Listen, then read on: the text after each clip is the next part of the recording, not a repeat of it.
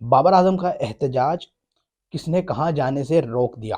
PCB में तब्दीलियों की आंधी की हवा, रमीज राजा के जाने का वक्त हुआ चाहता है।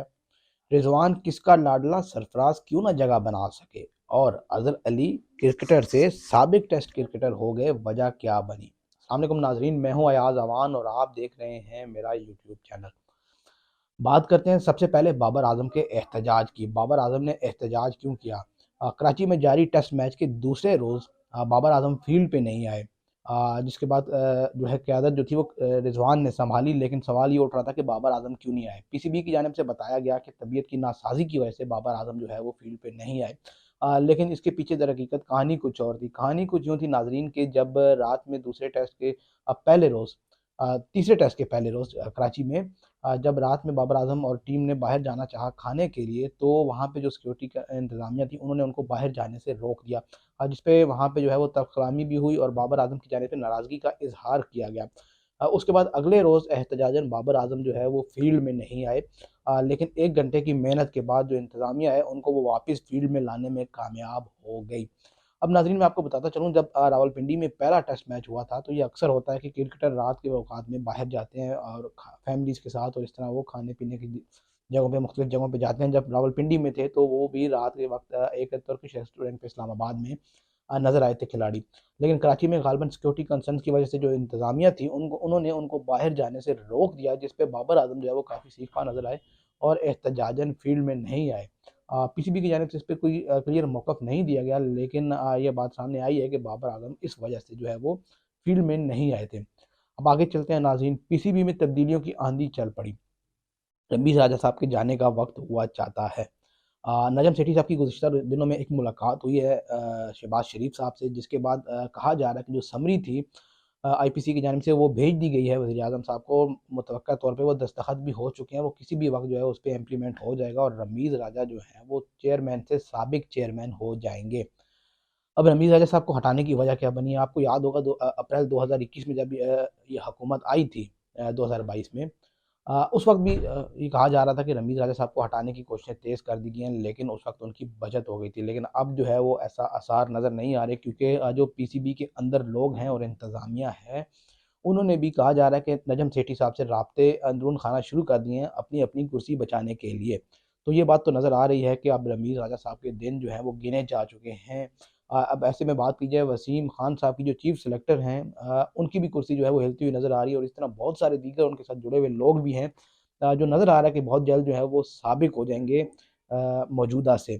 नाज़रीन, कहा जाए वजह तो शायद ये बात भी एक सामने आ रही है कि जो रमीज़ राजा साहब ने बयानात दिए हैं, एक तो वो खान साहब के सपोर्टर हैं और दूसरा जो है वो बयानात उनके जो भारत से मुतल्लिक थे, कि अगर भारत नहीं आता तो हम भी वहाँ पे वर्ल्ड कप खेलने नहीं जाएँगे। ग़ालिबन ये भी कहा, एक वजह बनाई गई है कि उनको इस जो है वो ओहदे से हटाया जाए। लेकिन ये बात तय थी कि देर या सवेर नजम सेठी साहब ने आना है चेयरमैन पीसीबी के ओहदे में, क्योंकि पहले भी वो रह चुके हैं नून लीग के दौरे हुकूमत में और वो इस सीट के लिए नून लीग की जानिब से फ़ेवरेट समझे जाते हैं।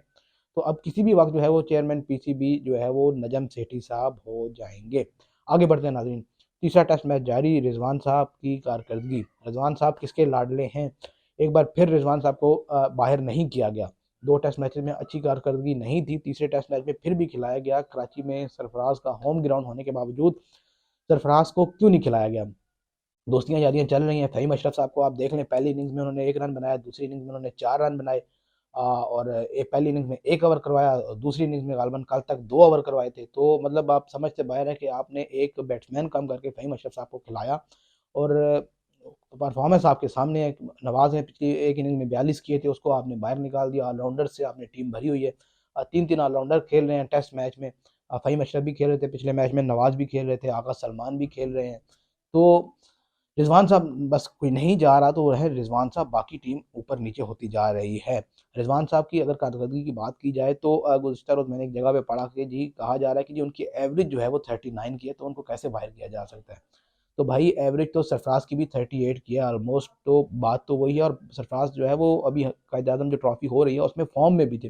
लेकिन रिज़वान साहब टेस्ट में नहीं चल रहे, लेकिन उनको बाहर नहीं किया जा सकता क्योंकि वो टीम के लाडले हैं और वो खेलेंगे। अब देखना ये है कि न्यूज़ीलैंड की सीरीज़ में भी ज़बरदस्ती कितना धकेला जाता है, क्योंकि कल भी ऐसे वक्त में जब टीम को ज़रूरत थी रन्स की तो रिजवान साहब ने रन्स नहीं किए। भाई अगर वो T20 के प्लेयर हैं तो उनको क्यों धकेला जा रहा है टेस्ट में? पहले कहा जाता था कि वो टेस्ट के प्लेयर हैं लेकिन वो टेस्ट में नहीं चल पा रहे, तो भाई रेस्ट दे दो। आपने फवाद आलम को एक सीरीज के बाद बाहर कर दिया, मोहम्मद अली को 2 मैचेस के बाद आपने बाहर कर दिया जो आगे आपको कहीं नज़र नहीं आएंगे, तो भाई रिजवान साहब क्यों नहीं बाहर हो सकते? इसमें ऐसी मतलब क्या कबाहत है कि अगर उनको 2 टेस्ट मैच में रेस्ट करा जाए? शायद इनको ये डर है कि सरफराज अगर परफॉर्म कर गए तो रिजवान वापस कैसे आएंगे। तो ये वजह है कि शायद रिजवान साहब जो हैं वो खेलते चले जा रहे हैं और खेलते ही चले जा रहे हैं। आगे बढ़ते हैं नाजरीन। अजहर अली क्रिकेटर से साबिक टेस्ट क्रिकेटर हो गए, वजह क्या बनी? अजहर अली साहब ने रिटायरमेंट दे दी है। आपके इल्म में है कि कोई खासी अच्छी फॉर्म में नहीं है वो पिछले कुछ अरसे से। अगर इस सीरीज़ की भी बात की जाए तो पहले टेस्ट मैच में नाकस परफॉर्मेंस की बुनियाद पर उनको मुल्तान टेस्ट से ड्रॉप कर दिया गया था। लेकिन उन्होंने यहाँ पे एक स्टंट खेला और स्टंट वो ये था कि उन्होंने कहा जी मेरा अगला मैच आखिरी टेस्ट मैच होगा, उसके बाद मैं रिटायरमेंट लेने जा रहा हूँ। अब इंतज़ामिया को उनको टेस्ट मैच देना पड़ा खैर बात करने के लिए, क्योंकि 7,000 के करीब वो रन बना चुके हैं दुबई की पिचेस पे ज़्यादातर। तो अब वजह जब उन्होंने अजहर अली साहब ने वजह बताई तो उनके बकौल तो वजह ये थी कि शायद वो जो है वो अब उम्र के हिस्से में आ चुके हैं जहाँ पे उनको रिटायरमेंट दे देनी चाहिए। ये बात अपनी जगह दुरुस्त है, लेकिन जो तज्ज़ियाकार कहते हैं, जो दीगर जो गुरु हैं, वो कहते हैं कि अज़हर अली साहब की जो वजह ये बनी कि उनको नज़र आ गया था कि अब उनकी परफ़ॉर्मेंस नहीं हो रही और मुतवक्किल तौर पे वो अगली सीरीज़ में सिलेक्ट होने नहीं जा रहे। तो घर बैठ के जो है वो रिटायरमेंट देने से बहुत बेहतर है कि मैं जो है वो फ़ील्ड पे रिटायरमेंट दे दूँ। क्योंकि उनको पता था कि अगर अगला मैं अगर रिटायरमेंट का ऐलान नहीं करता तो उनको शायद कराची टेस्ट ना खिलाया जाता और अगले जो सीरीज़ है न्यूज़ीलैंड के लिए उन पे तनकीद की वजह से शायद वो ना खेल पाते और इसके बाद उनको वो सीरीज़ मौका ना मिल सकता, क्योंकि कायद-ए-आज़म ट्रॉफ़ी में भी कोई बहुत अच्छी परफ़ॉर्मेंस उनकी नहीं थी। जिसकी वजह से अज़हर अली साहब ने बेहतर यही जाना कि अगर मैं अभी रिटायरमेंट दे देता हूँ तो इज़्ज़त के साथ अगला टेस्ट मैच खेल के एक गार्ड ऑफ ऑनर लेके घर चला जाऊँगा। वरना अगर मैं नहीं टेस्ट रिटायरमेंट देता तो शायद मैं जो है वो अगला मैच ना खेल सकूँ। तो ये वजह थी। अब बात करते हैं आखिरी और टेस्ट मैच की। 2 टेस्ट मैच हम पहले हारे और अल्हम्दुलिल्लाह हम तीसरा टेस्ट मैच भी हार गए हैं। धुलाई की है इंग्लैंड ने, अच्छी खासी धुलाई की है। कल जो है वो 7 ओवर में 65 रन बनाए। आप अंदाज़ा करें कि 3-3 ऑलराउंडर्स के साथ टीम खेल रही है। फवाद आलम साहब को एक टेस्ट मैच पे ड्रॉप कर दिया जाता जैसे कि मैंने पहले कहा, लेकिन दीगर टीम खेलती रहती है। रिजवान साहब नहीं निकाले जा सकते। T20 वर्ल्ड कप आप देख लें 3-3 4-4 ऑलराउंडर्स खिला के हमने माशाल्लाह से टीम खिलाई थी। वो फ़ी सबिलिल्लाह हम फाइनल में पहुंच गए। अभी भी यही हाल है। अप्रोच हमारी ऐसी है, अगर ये 166 रन हमने चेस करने होते जो कल उन्होंने 17 ओवर में 112 पे स्कोर रोका है, मतलब इंग्लैंड की जो इनिंग खत्म हुई, और अगर यही 66 हमने चेंज करने होते तो 17 ओवर में हमारे 33 से 34 रन होते। बाबर आजम साहब बहुत अच्छे खिलाड़ी होंगे लेकिन कप्तान नहीं है भाई, समझ जाएं, क्योंकि उन्होंने 3 बड़े जो हैं वो टूर्नामेंट्स हमें सेल करवा दी हैं। आप देखें 176 रन जो डिफेंड नहीं कर सकते ऑस्ट्रेलिया के खिलाफ पहला सेमीफाइनल वर्ल्ड कप का वो हमारे, उसके बाद हमारे एशिया कप का फाइनल वो हमारे, फिर उसके बाद हमारे वर्ल्ड कप का फाइनल। लेकिन बाबर आजम साहब की कप्तानी पे कोई बात नहीं करेगा क्योंकि उस्ताद हैं। देखते हैं भाई आगे कहाँ जाके कहानी ठहरती है। अब नजम सेठी साहब आने वाले हैं, अब वो क्या करते हैं, क्या ऐसे ही चलेगा निज़ाम? मुल्क में भी हम हारते रहेंगे, पिचेस उनकी मर्जी की बनाते रहेंगे, खुश करते रहेंगे, हाईवे पे खेलते रहेंगे, या कुछ चेंज होगा? आज की वीडियो से इतना ही, इजाज़त दीजिए, बहुत शुक्रिया।